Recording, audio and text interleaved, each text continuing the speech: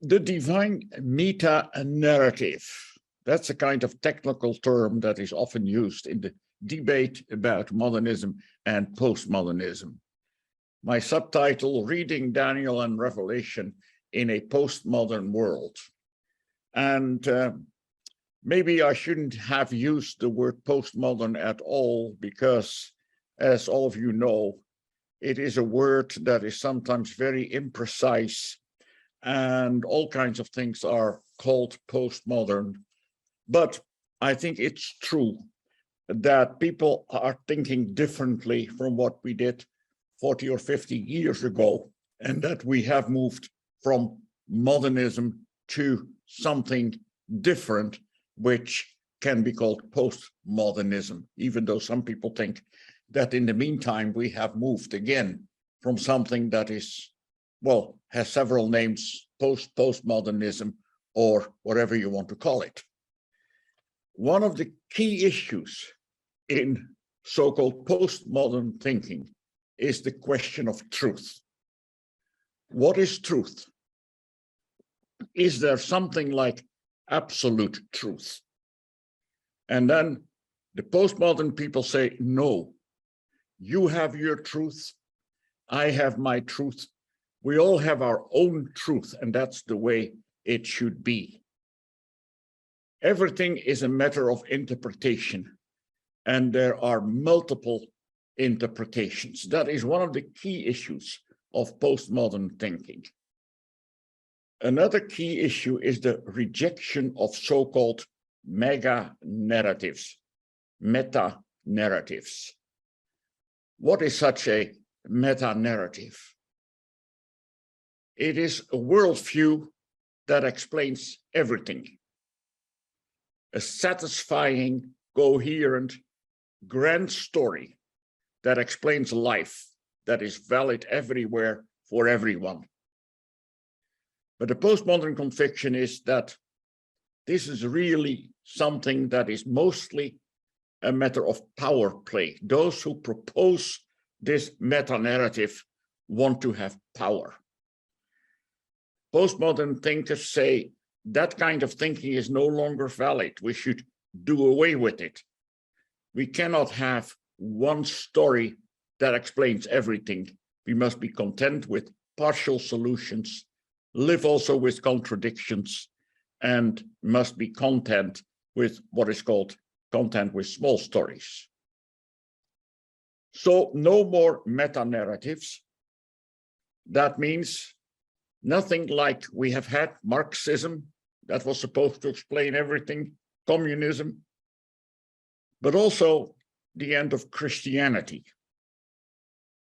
Although most postmodern people will not have any problem with religion as such, but there is a major problem for most postmodern thinking people with church organizations. And so religion, yes. Church organization, organized religion, no. And postmodernists, of course, are willing to go every possible way with religion, because there is no one true religious ideology. We all have our own truth, as I just said. So if this is true, if the postmodern conviction that there is no meta-narrative, what is the answer of the Christian? Can we accept that all religions are of equal value? Be interesting to spend some time on that, but we won't do that now. But it's clear that the various religious systems make contradictory claims. And so it just makes no sense to say that everything, even if it's conflicting, can be true at the same time. Is everything relative? Well, I, as a Christian, and many Christians with me would say, no, not everything is relative, although there is much more that is relative than we have often thought in the past. I've printed here in red something that I think is very important. The postmodern view that there is no meta-narrative is in itself a meta-narrative. That is a statement that is covering everything. And the postmodern view is that such statements cannot be true. And I would say, and I've printed that also in red, that we can challenge the postmodern idea of there not being a meta-narrative and suggest that the message of Christ is, in fact, a credible meta-narrative. My claim tonight, well, it's tonight here in the Netherlands. I think the sun went down about an hour ago. The claim is Daniel and the Revelation present a convincing meta-narrative, a convincing grand story, something that covers all of what we have in this world. It's a unique view of history. It's based on the premise, and that is what I like to talk about and what we can discuss later on, that there is a parallel between situations in the times of Daniel and John and later days with today, patterns that are being repeated, something that is covering all of history. The choice in these Bible books, the King of Babylon or Christ, that is the choice that remains. And that is what I would refer to as present truth. Let's look a little bit about history. What makes a date, an event, important? There are meetings, I know in England, maybe it's also in other parts of the world, on the 22nd of November of each year, commemorating the life and death of C.S. Lewis. For that group of people, there is hardly any more important date than the date that C.S. Lewis died. Now, when you tell them 22nd of November, what does that refer to? They say death of C.S. Lewis. But many of my generation and of many others who are watching is 22nd of November was the assassination date of John F. Kennedy. I know exactly where I was when I heard that he was murdered. I was a student at Newbold, and I think half an hour after it actually happened, we were aware of it, the 22nd of November, 1963.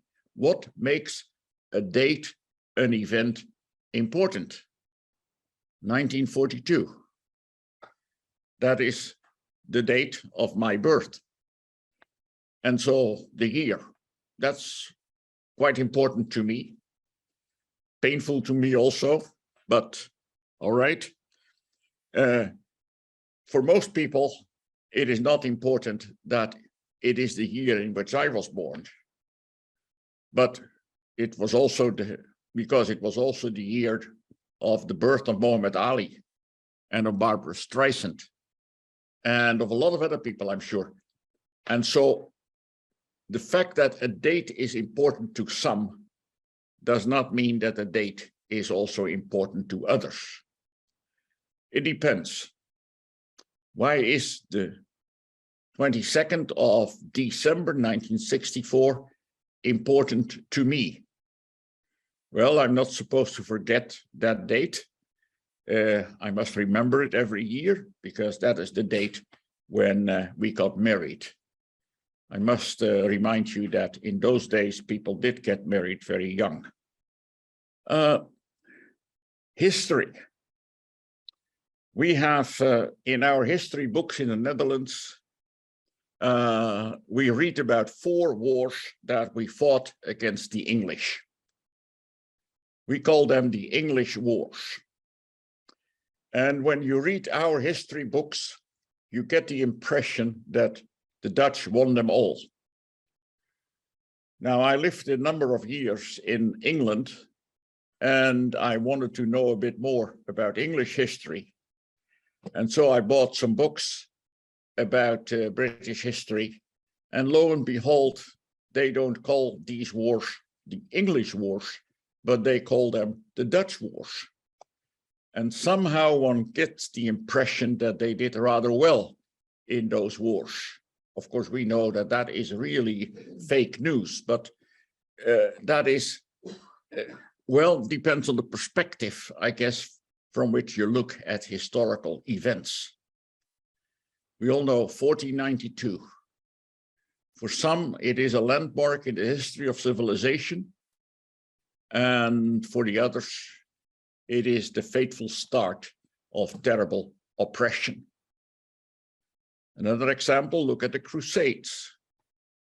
Quite a different as to how they are described in Christian history and how they are remembered in the Muslim memory. History. What is history? Is it a series of random events? Or should history be described as the evolutionary development of mankind? Do we subscribe to a kind of cyclic view, or do we take the Marxist interpretation, capital versus labor? That is the essence of history. Or do we accept the Christian view, a linear view? There is BC or BCE, before the Christian era.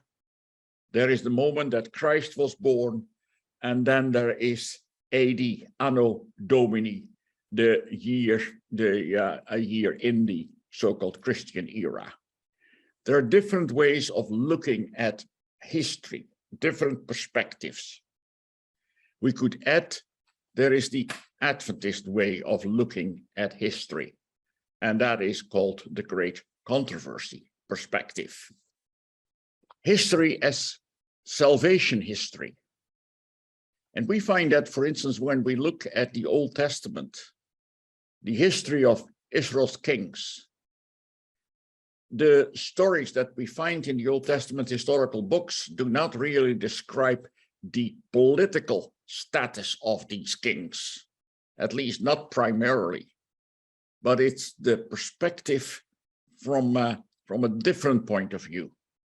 A king did either what good was in the eyes of the Lord, or did what was evil in the eyes of the Lord. It's a different perspective from what we as human beings usually have when it regards history. Well, I would suggest that reading Daniel and Revelation provides us with a bird's eye view of the divine perspective. God is in control. And beneath and beyond human history, there is something else. There is the great controversy between good and evil. Now, let me just insert something else here before we go to describing this perspective. How do we read Daniel and the Revelation? How can we catch the meaning, the broader picture, and see that divine perspective in these Bible books? I would suggest that we need to read rather than only study. That is true for all books of the Bible. It's certainly true for these two Bible books. Read them. Read and reread them, preferably in one session. About 15 years ago, I had some seminars in Germany, Marienhöhe, and we talked about Daniel and the Revelation, and I suggested to the people that they should read rather than study, and read in one session. And lo and behold, earlier this year, I was in Germany at Friedensau, a different school of the Adventists. There was a meeting there, and there is a lady that comes to me and said, "You remember when you talked about this at Marienhöhe?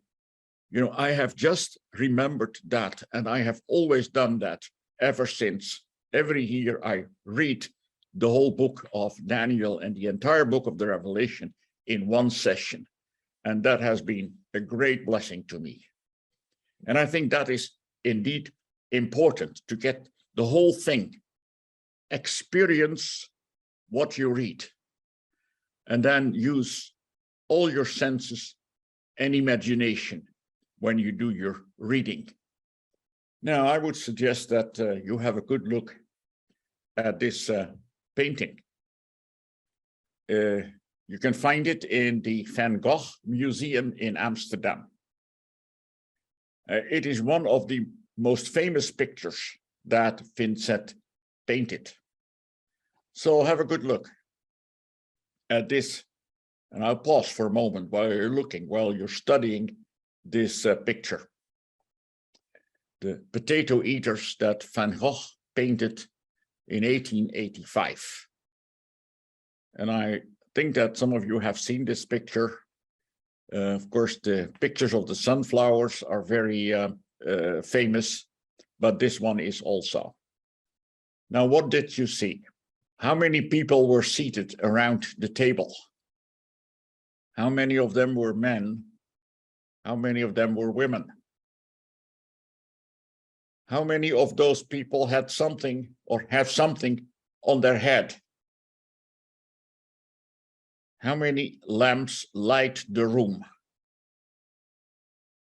Did you see any pictures on the walls? And then how many potatoes were there on the dish that was in front of these people?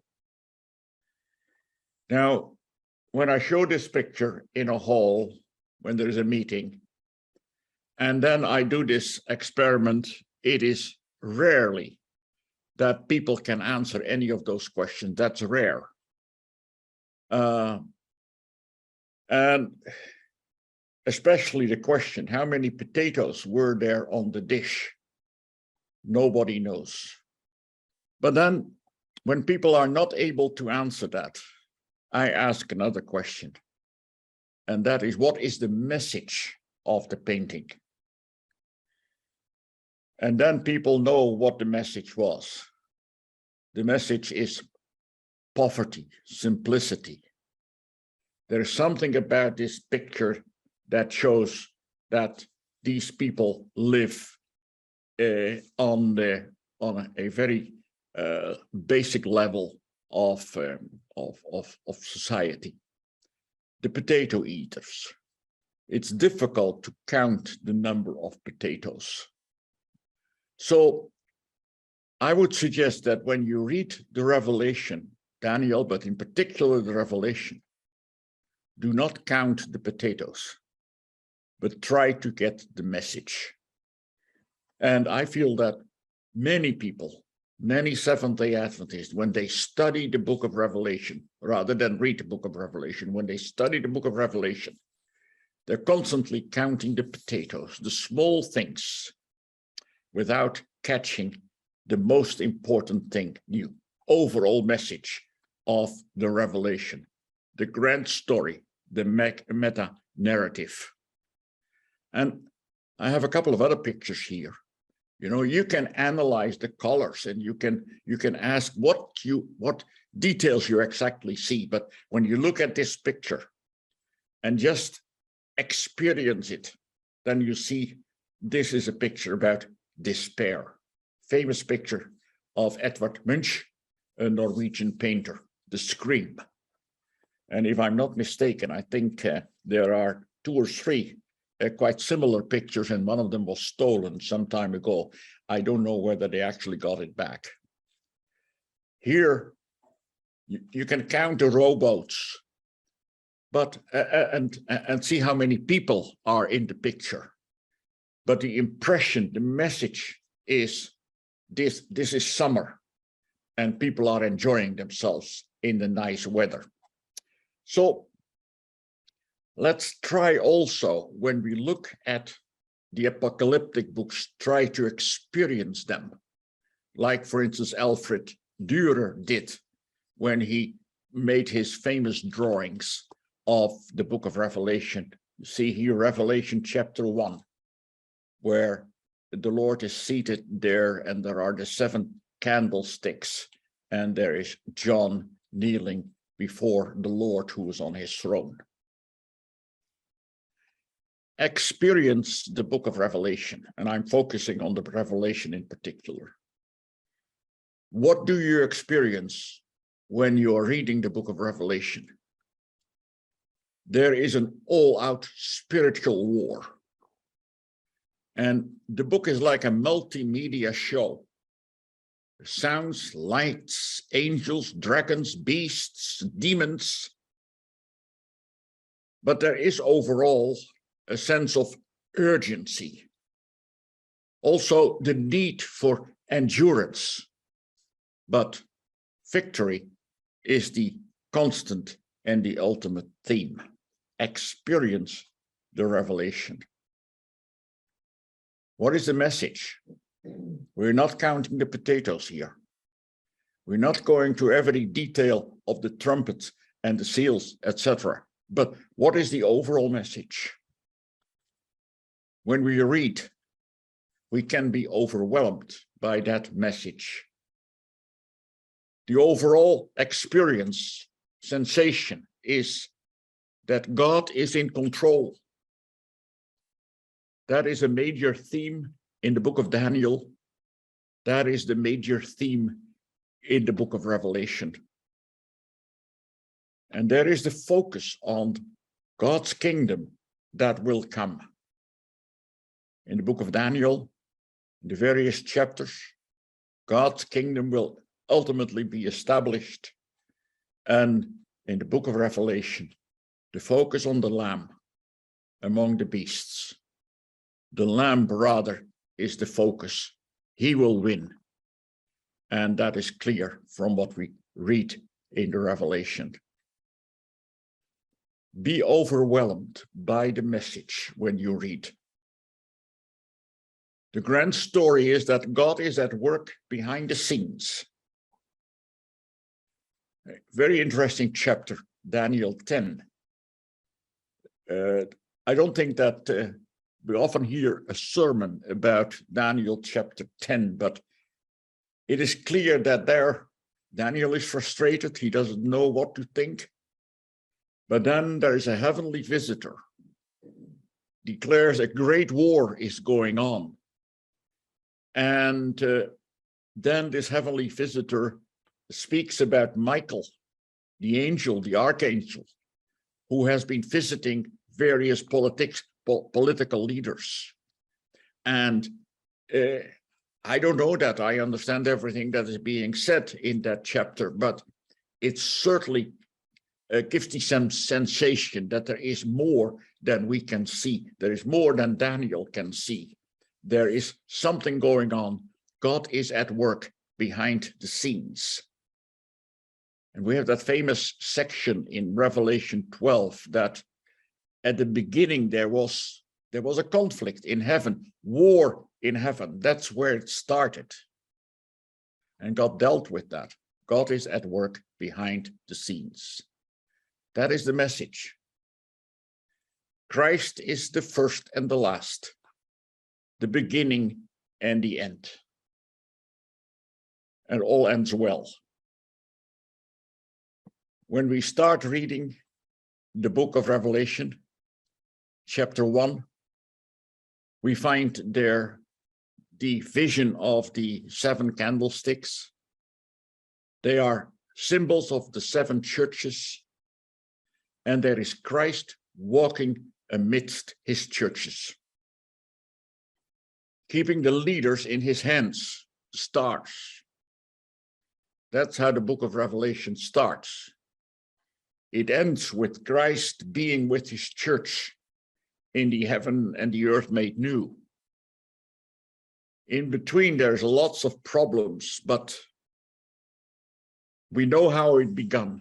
We know how it will end.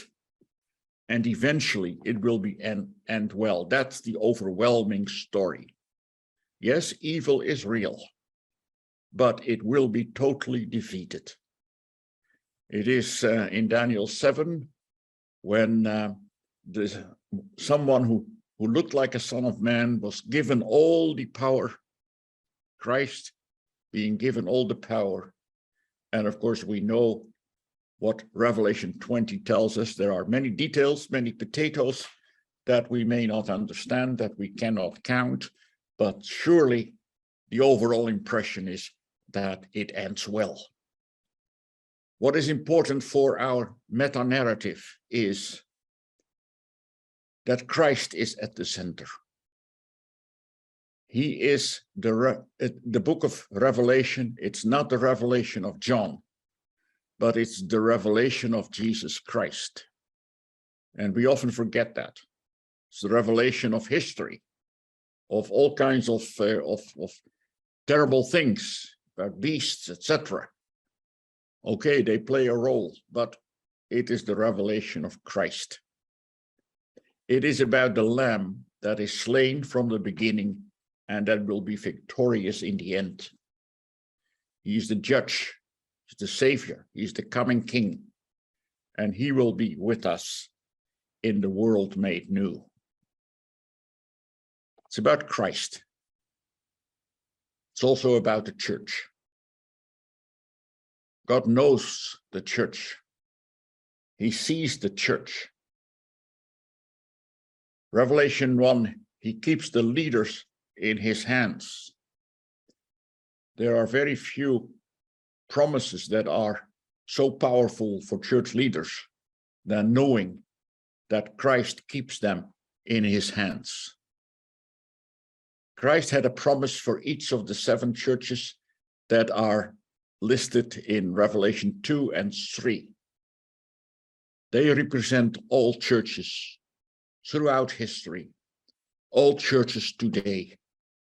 Christ has a promise for each church. There are difficult times. There were in the early centuries, in the days of John, later on, today, in some countries in particular. And church members, Christians, believers, they will ask, how long? It may seem long, but there is going to be an end. There is light at the end of the tunnel. And when it comes to it, the church is safe because God cares for the church, keeping it safe there in the desert. Babylon is ultimately going to be defeated. And there is, for the believers, the promise of the 144,000 and of the great multitude that nobody can count. For some, these are 2 different groups. I believe they are the same group, but under a different perspective. 144,000, 12 times 12 times 1,000, 12 being the symbol for the church of God, 10, and certainly 10 times 10 times 10, the symbol of completeness. All God's people are there. Nobody is missing. They have all been counted. And together they form the great multitude that nobody can count. I like that hymn that Wesley composed. There is a whiteness in God's mercy, like the whiteness of the sea. And then, of course, the church will reign with Christ during the 1,000 years. Well, there are lots of problems that I have with that, things that I cannot understand. Why in the world the wicked people have to be resurrected and what is going to happen then? But, okay, these are the potatoes. I suggest don't count them. If you want to study them at some point, do so. But the overall picture, the grand story is, it starts well and it ends well. And eventually we will be with Christ. So the message, it's a grand story. The meta-narrative, it's one of these postmodern buzzwords. Well, I suggest that there is such a meta-narrative in spite of what the postmoderns say. It is the great controversy. Begins with the war in heaven. It's always there in the background. And it ends in the earth made new. Another way of looking at it is the tale of 2 cities constantly: Jerusalem, God's people; Babylon, God's enemies. Somehow, your story, my story, is part of it all. And I would suggest, do not count the potatoes, but experience the overall picture. I think in that way, reading the Revelation, reading Daniel in the Revelation will be a greater blessing than it often is for many of our people.